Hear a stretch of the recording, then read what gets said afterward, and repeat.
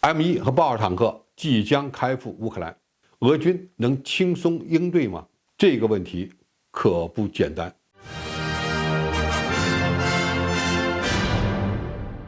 观众朋友，大家好，我是付天少。在英国突破红线，向乌克兰提供挑战者2主战坦克之后，美国也宣布计划向其援助 M1A2 主战坦克。至此，德国总理舒尔茨终于抗不住整个西方国家的压力，决定向乌克兰提供一个连的豹2坦克。除了德国的14辆、波兰的14辆豹2以外，挪威还将提供8辆，后面跟着西班牙、荷兰、丹麦、波兰和加拿大。这也意味着，整个北约装备的数千辆豹式坦克打开了进入乌克兰的大门。这个决定并不能证明西方更加团结，但此事表明，在常规战场上支持乌克兰军队击败俄罗斯已经成为了西方的共识。德国研制的豹2是当今世界上最好、性能最平衡的坦克之一，它拥有近乎完美的火力、机动性和防护性的组合。西方政客和军界人士认为，即使是较老旧的豹2，在正面交锋中也能够轻松击败乌克兰或俄罗斯现有的任何前苏联的坦克。乌克兰方面现在很急迫，要求立即配备100辆豹2坦克，希望能在今年春季或夏季发动一场广受期待的攻势。面对西方国家跨过红线，向乌克兰提供最先进的坦克，俄罗斯方面将如何应对？人们会在乌克兰战场上见证俄式坦克与西方坦克展开大规模的交锋吗？这种场景是否会出现，目前还不好说。对俄罗斯比较有利的地方是，他们拥有成体系的反坦克作战力量，包括大量的各型反坦克导弹、武装直升机、强击机等等，不一定非要出动特80、特90，以美国的 M1A2、德国的豹2、英国的挑战者2坦克进行对决。第二，俄军从赫尔松市撤离之后，大范围收缩了战线，还打造出了几条疏落维金防线，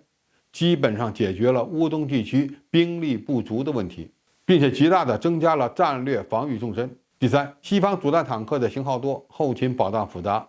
乌军能不能用好这些高价值的装备是一个很大的问题，甚至最终能获得多少西方坦克也是一个未知数。第四，所有的西方坦克都比俄罗斯的坦克重，有许多桥梁、河流、复杂的地形可能过不去，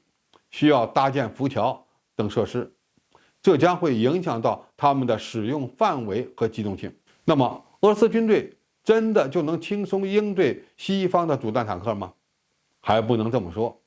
首先，乌军使用西方主战坦克的方式可能并非大军团集群冲锋，而是在每一个局部利用坦克来加强防御。也就是说，乌军一旦有了西方的主战坦克，就等于拥有了一个改变俄乌力量对比的变量，这将在很大程度上改变双方消耗战的局面。因此，乌克兰战场上的时与势可能会向哪个方向倾斜，这才是最需要我们关注的。第二，乌军有条件在某些区域重点突破俄军以步兵和炮兵组成的防线，比如在扎波罗热方面发动大规模的反攻。目前，俄乌两军都在积蓄力量，也就是双方都在握紧拳头。等乌军下一次出击的时候，可能不再是哈尔科夫大反攻时使用的皮卡，而是让特90都难以对抗的豹2式坦克。我们不能小看了乌克兰人的战争组织能力，俄军绝对不是说我不在乎就能解决这样的威胁的。第三，乌克兰军队的武器装备的北约化所带来的冲击将更加深远。现在的乌军只能说是作战思想开始北约化了，但在武器装备方面还差得远。而一旦获得豹2、M1A2 这样的主战坦克，也就是在信息化水平方面比俄军武器更加先进的装备，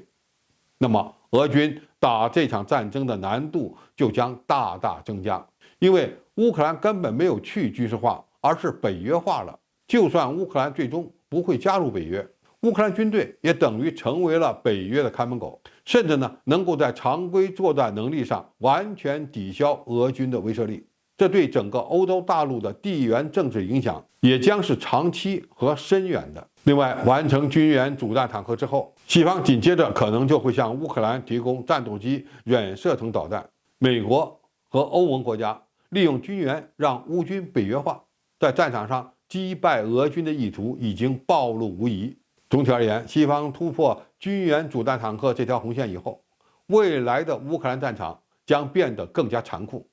因为改变战局的新的变量已经出现。俄罗斯抓紧进行大规模军事动员和战场准备，或者才是上策。好，今天的评述就到这里，谢谢大家收看，我们下期再见。